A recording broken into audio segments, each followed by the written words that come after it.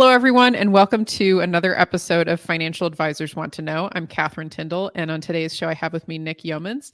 He has 22 years in practice. He's partners with his dad, Randy Yeomans. Together, they've built a successful RIA managing over $350 million for approximately 400 families. Is that still an accurate figure for you, Nick?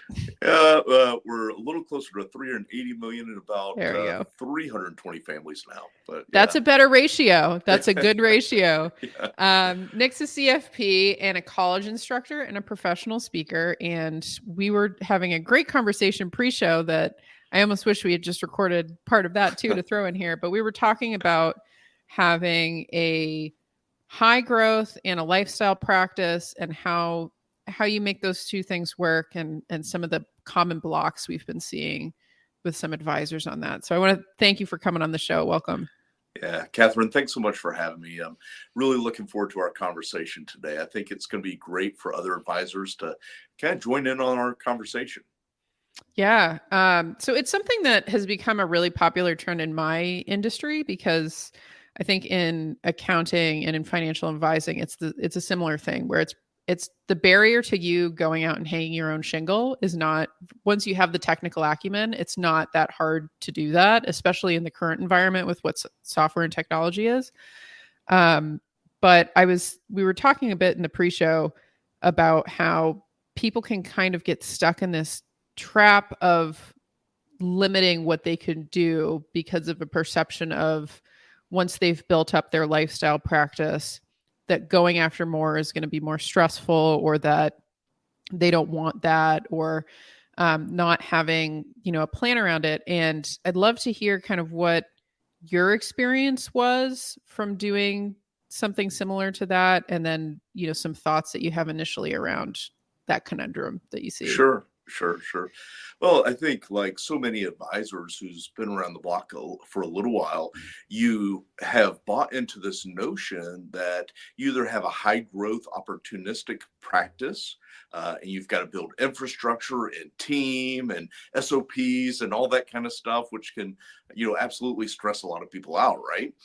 Especially if you just want to be a financial advisor or a financial planner, just meet with people.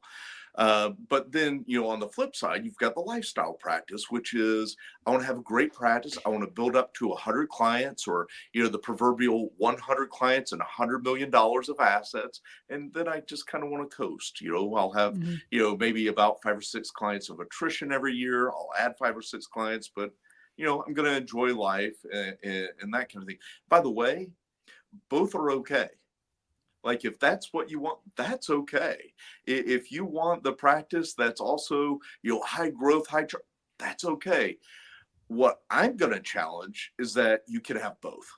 Okay. I believe firmly, and it's because I'm experiencing it. My partner, Randy, he celebrated 40 years in the industry, October of last year. So October 1983 is when he started. And, he also drank a lot of this Kool-Aid for a long time of like, you kind of have this or this, which one do you want? And, my belief is that both. So how do you do that? And I think number one, you have to identify that perhaps you can, one, you've got to have the buy-in that you can. And two, you have to define what a lifestyle business actually means to you. So for me, here's how I define that. I want to take maximum time off to be with my family. I've got 3 teenage daughters. I don't get that time back. I don't like to work during the different breaks they have throughout the year. We take wonderful vacations. I take significant time off in the winter. I take significant time off in the summer, and I am present. I don't, just like I preach to my clients, I preach also to my team, by the way. My team knows this. We don't miss piano recitals. We don't miss soccer matches. We don't miss, golf tournaments. We don't miss the stuff. Be present. But at the same time, when I'm on, I don't believe there's anybody out there who's going to outwork me and be so present with their clients than I will. Well, and I think, by the way, that is my own bias, and all advisors kind of have that mentality of no one's going to take care of, my client. Like I'll take care of my client. Like we all have that. Okay. Yeah. That little bit of ego. Right. But but I want to be my best. When I show up for a client, I want to be my best. And one of the wonderful ways that we've been able to accomplish both having lifestyle as well as incredible service with, for our clients has been this notion of surge meetings. Mm-hmm. And I know, my friend, Matthew Jarvis and Mm-hmm. Micah Schlansky, and they are huge proponents of this. But, there is a common notion that all surge has to look alike. Yeah. And so here's what Randy and I did. We said, hey, it's got to be workable for you. Randy's in his 60s. He does want to enjoy more time doing things, having adventures and things like that. Whereas my focus is more being very present with my family. So instead of doing 6 or 8 weeks of just straight killing it appointments, what we've decided to do is take 8 months out of the year, and we have our review meetings 1 week a month during that 8 months. So, Mm-hmm. I might see 30 clients in a week, but we're prepared and we're serving them at a really, really high level. So I know I'm kind of getting a little deeper into the weeds, but Mm-hmm. my point is I really truly believe that an advisor today can have a great lifestyle practice, as well as really high growth. Yeah, and I think that I love that you bring that up, because I'm actually in the middle of the Delivering Massive Value book right now. Yeah. And it's excellent, and it's really excellent for anybody in professional services, because I think a big part of it is we get, and he calls it head trash. Yeah. And it's so true. Like, you get into these modes where you think, oh, well, I can't do this, bigger version of what I'm trying to do, because coming up with all of these like problems in your head of why you couldn't go bigger, instead of realizing, well, like, what do I actually want? Like, what do I truly want? Don't use the math of, like, this is something I've come up with, is like, don't use the math of difficulty when you're going through that process. Like, don't stop yourself from imagining what it could be by saying like, oh, well, it's going to be too hard. It's like, well, what would you actually want? Like, if you could have it all, like, what would it actually be? And then try to actually reverse engineer from there. And I love the surge meetings, but it comes down to, like you were saying, like that intentionality of like, well, what does lifestyle practice mean to you? And for you, that's having a lot of time with your family, but also when you're working, like you are really working, and because you want to balance the growth. Have you, like, besides, some of the things like we were saying in the pre-show that really hold people back comes around more with like team expansion, because for you to really be able to do that, you're going to need a lot more support from a team that you align with, you're able to pull in line. And I feel like a lot of the advisors who are solo, that's really the biggest block, is that, well, I don't want to manage people. I don't want to lead people. Sure. What do you have to say to that objection? Yeah. Yeah. One, I get it. Like, that's one of my least favorite things ever to do. Like, I mean, I don't want to manage. I don't want to hire. I don't want to, heaven forbid, fire. Like, I don't like any of that. Right. I love solving problems for clients. I like winning new clients, and I like educating the public. Those are my 3 things. Like, I like that stuff. I feel uniquely gifted to do those things. If you've read the book, Unique Abilities, like it's Dan Sullivan, the strategic coach. What are the things that you're really excellent at? Because that's what I want to spend time doing. Well, I've got to build a team around me that can support those things I'm not really excellent in, that do drain me, that do take away my energy. So if, I was to look at building a team, I want what we call a unique ability team. Mm-hmm. And what we find is that if your team members are actually operating in their own unique abilities, a lot of the stress and worry you have about managing people kind of goes away, because there's less friction that you're dealing with versus having people who are not operating in things that they're uniquely gifted in doing. So I think having really the understanding of where you fit in the paradigm of, track the book EOS, the entrepreneurs, operating system, traction. Are you the visionary, or are you going to be the implementer? Okay. Mm-hmm. Because you can't be both, really. And so for us, we have a general manager. And our general manager, tons of life experience, owned and operated a lot of different types of companies, but he is that implementer. He can get stuff done. So I don't have 30 people reporting to me. Yeah. I have one person on the business side and one person on the compliance side. And so I think a lot of it has to do with the organization of your business, but don't not do something because you're scared of it. Yes. Get coaching. Yeah. Get a coach. Yep. You know, we've got a saying, beware of the coach that doesn't have a coach. Go get a coach that has helped people do it. Like I've got coaches. We have multiple coaches for different purposes of our professional life, including personal life, by the way. Like I really strongly believe that coaching will help you go to the next level and have the kind of life that you want. But Catherine, you brought up something a little while ago. I've got to cite a book for our audience today that I think would be really great. Have you ever read Cameron Herold's book, Double Double? No, I haven't. All right, so he's a former, CFO of 1-800 Got Junk and College Pro Painters and different companies.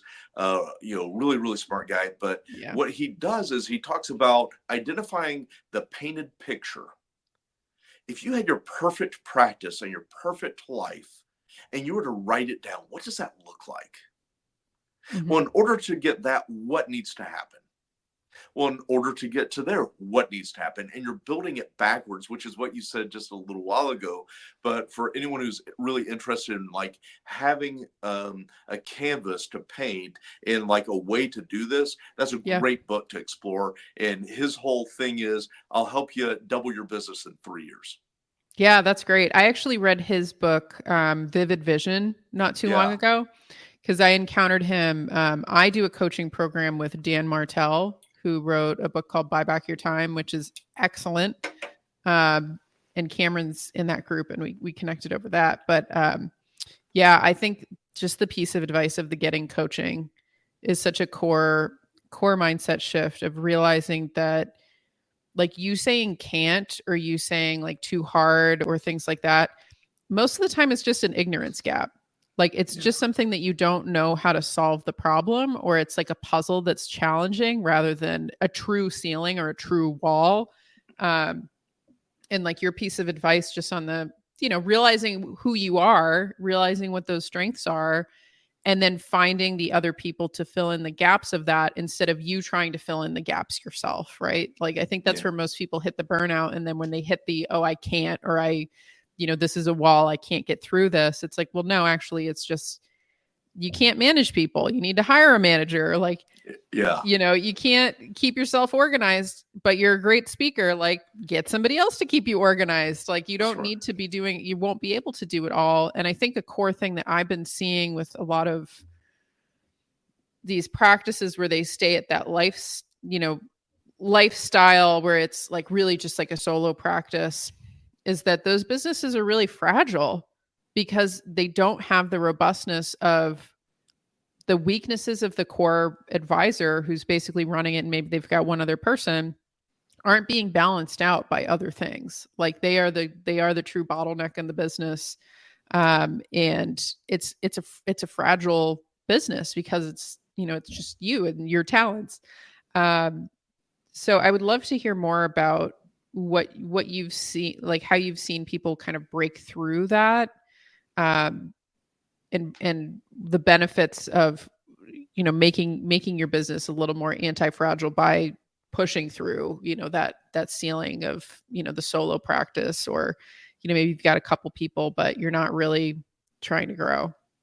Hey there, Catherine here. Thanks for listening to the conversation. Just wanted to explain a little more about what we do. So I'm a CPA here with Dominion. We're a tax firm that works specifically for financial advisors as they're growing and scaling their practices to help them avoid tax waste, make the right calls, and grow practices that they love. So if you're interested in saving more, you can DM me on LinkedIn with the word guide, and I'll send you over our guide for financial advisors to scale tax efficiently. All my top tips to unlock six-figure savings. Thanks, and keep enjoying the show. Yeah.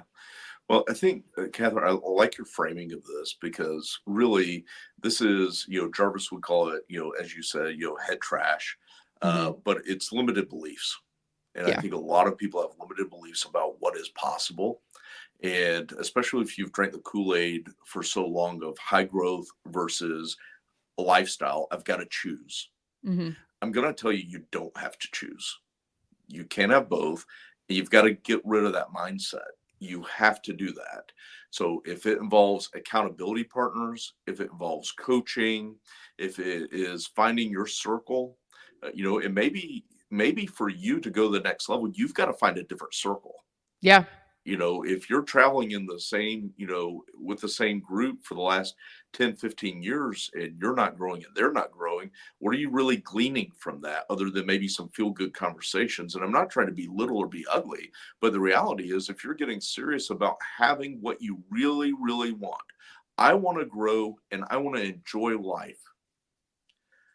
Well, then build it, but Yeah. surround yourself with that team. So here's what I would do. If I found a person that is really doing the kind of thing I want to do, and I can point to different people that I've surrounded myself over years. We can go back to the 90s and early 2000s. Tom Gow, amazing, amazing. He passed away a couple of years, I guess 2 years ago, I think, a year and a half ago. Amazing thought leader. I think he was in the book, maybe Tipping Point. Like he's just an amazing mindset, right? But then you look at, Ken Unger and the Academy for Preferred Financial Advisors. You look at other folks like the Perfect RIA. You look at these different coaching programs out there that are all designed to get you to think different, to give you systems and processes to live a really excellent life and to have a great running business. Go seek out those people that are doing it because they'll help you. Okay. And I think a lot of the reason that we don't is because of ego or maybe even some pride that we Yeah. carry that I should be good enough to figure this out myself. I should be able to do this. I've lived in the should world from a health perspective in my health life. I should be able to go to the gym on my own, 4 or 5 days a week without anyone telling me I should do that or making me do it or whatever. Well, what I found for me is I need a push. I need a purpose. Yeah. I've got to have a gym partner. I've got to have accountability. I've got to have a trainer. I got to make that happen. I've got to work with a dietitian. I got to work with my chiropractor. Why? Because I want good health. And I know left to my own, I'm not going to do it because I'm going to feel wasteful. I'm going to waste money. I'm going to come up with all these excuses. Yeah. When the reality is the excuse is that you're not willing to get over, forgive me, I'm going to speak for myself. I had to get over myself. Yeah. I think Absolutely. other people have to get over themselves so that you can really take ground and push forward. Because I'm telling you, it's possible. And anyone who says otherwise, I mean, you can believe what you want to believe, but I think there are too many people trying to put limits on you and what you're able to do. And that's yourself, right? I think for most people, it starts with yourself. Maybe it starts with your circle. And I love what you're saying because that's something that has been a big revelation to me is that if you really want excellence, like the beginning of excellence is the humility of saying like, I'm not going to know the answer, or maybe I do know the answer, but I don't have the strength to get to what needs to happen in order for this to happen. And to have the humility of saying, oh, I want the result. And so I'm just going to do what it takes to get the result. And if that means I have to, hire the coach or hire the fitness instructor or, text my sister-in-law that if I don't make it, like I'm going to donate money to a political cause I don't like or whatever it is, right? It's like, I've done that.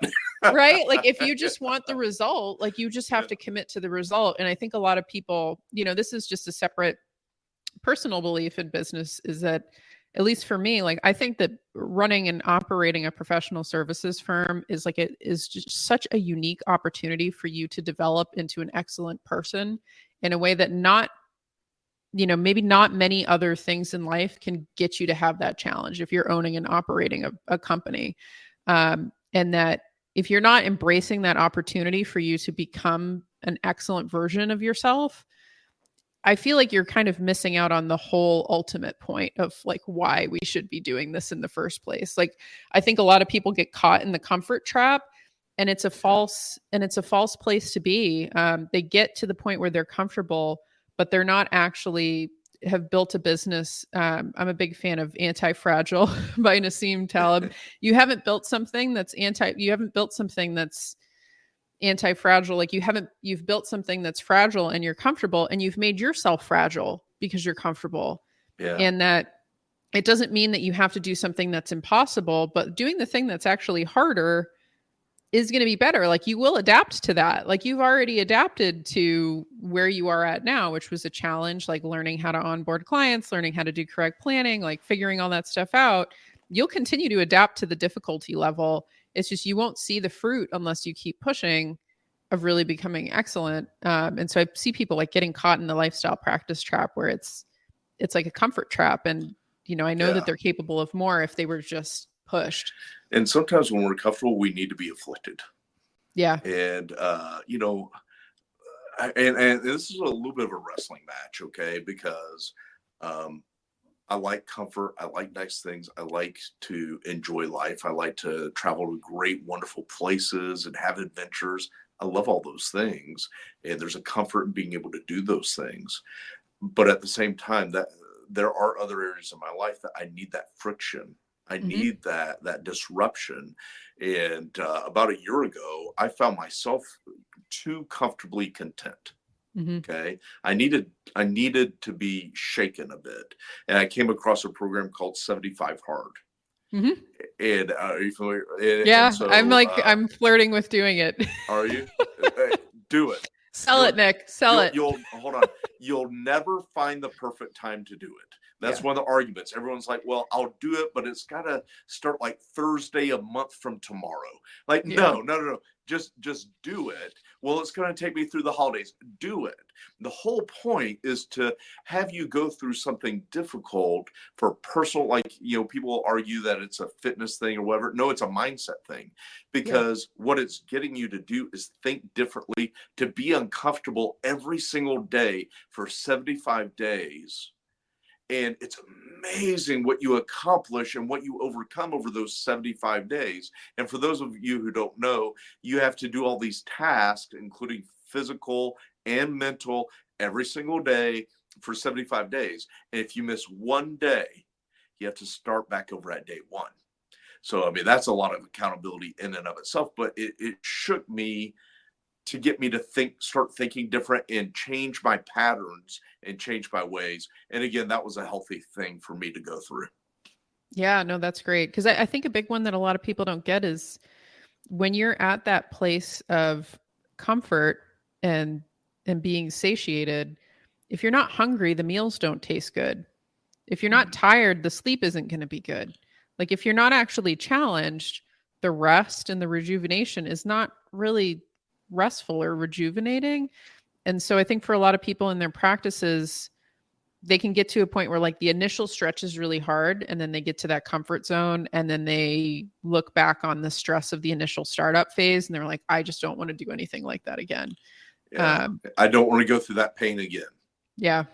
Well, and I can definitely identify with that because, if we think about like putting ourselves through certain torture that got us benefit, like, I'm glad I did it, but I don't want to do it again. Yeah. But would you do it again if it got you to that place or even further? And so I think, if we were to just look internally, I'm a Christian. And so part of my belief is that we have not because we've asked not.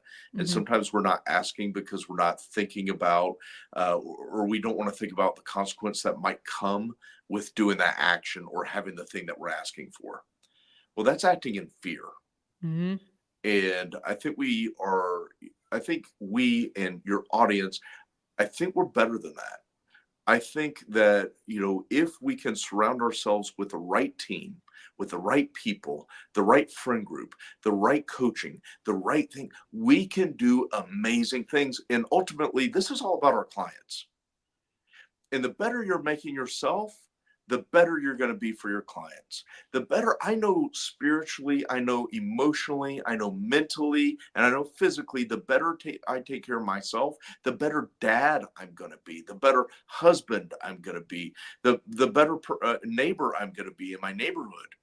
So you've got to spend time on you and really taking care of you. And the one thing about having a high growth lifestyle practice is I get to enjoy that. I Hmm. get to have that where I'm bettering myself all the time and I'm experiencing radical growth. And I think the growth is a result of taking care of myself.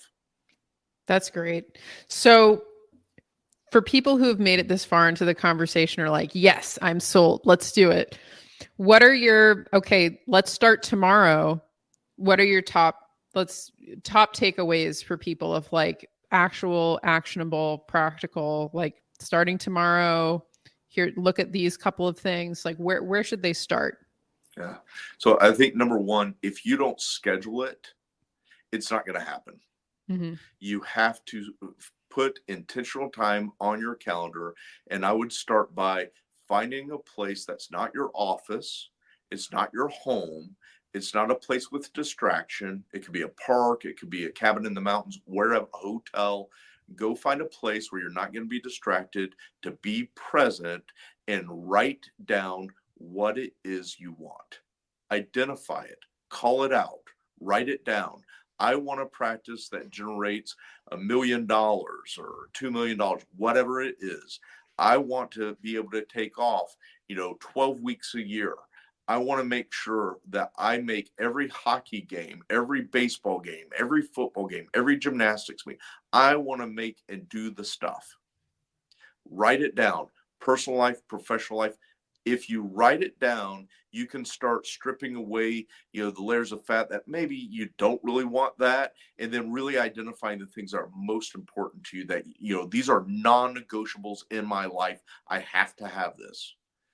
Once you've done that, who are some of the most successful people that have done the hard things? They have created maybe a practice like you would like to have. They perhaps have done some difficult things in terms of maybe sacrificing in order to always be present with their kids' stuff, or their amazing, husbands or wives. Like, oh my gosh. Step two is schedule time with those people. Ask, Mm-hmm.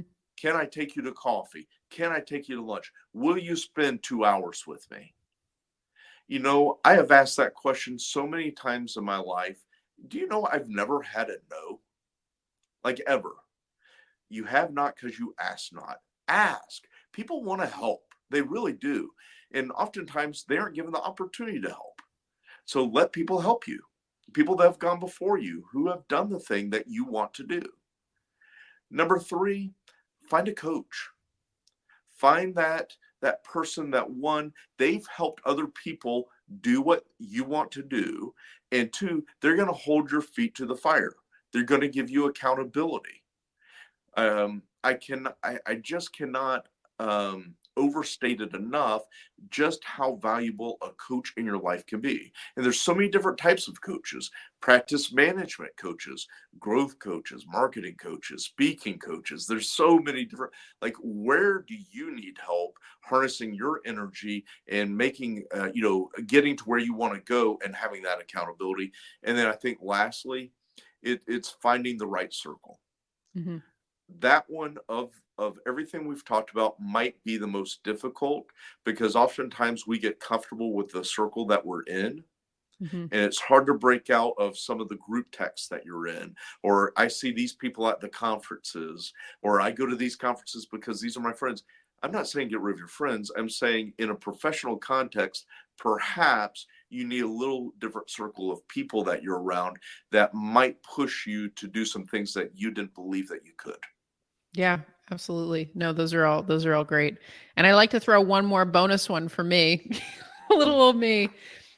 Figure out your physical health stuff first too, in addition to that, because the So good. mind and the body are so connected. And if you're not exercising every day or have a plan for that, I feel like none of the rest of this stuff will click in for you. Cause that's been my experience. But That's yeah, so so good. I would love to thank you so much, Nick, for coming on the show. For people who are interested in connecting with you, learning more about what you've got going on, and just getting to know you a little bit, what are the best ways for people to connect with you? Sure. LinkedIn's always a great way. I don't check one of my things is I only check email like twice a week. Mhm. So to actually connect on LinkedIn, that's a great way to connect and stay up to date with what we've got going on. Yeah, I love it. Awesome. Well, any final thoughts before we close out, Nick? Yeah. Oh, well, I just want to say that your last one's probably the most valuable of everything we've talked about. Health is wealth. Take care of your health. Seriously, don't put it on the back burner. If you're not without health, nothing else is worth it. That's what Aristotle said, Yeah. and it's been true since since the BC era. Yeah. But yeah, thank you so much for joining me, and for those listening. Thanks for the connection to Nick will be, I'll post the link to his LinkedIn profile wherever you're encountering this. And always love to hear your feedbacks, your thoughts, comments. You can also find me on LinkedIn if you have any feedback on this. This is a conversation that I'm really passionate about. So, Catherine, can I say one more thing? I sure. just want to say thank you because I have looked, and watched your content, and you are doing such an awesome job for our industry and putting out there, different awesome people that are guests on your show. And I think there's so much value to what you're doing. So I just want to say thank you. I really appreciate the content you're putting out there. Oh, thanks, Nick. And if anybody has any feedback or advice, I'm all ears, because I was joking with Nick at the beginning. When you're running a professional services firm, like I do tax work, you guys do financial advising, it's the same business model. So I do this as much for myself as for the industry of just, I think we can all, the more that we try to find those efficiencies and find the truth, like the search of the truth, that's really where we're all going to benefit. So, but I really thank you for that, Nick. I appreciate it.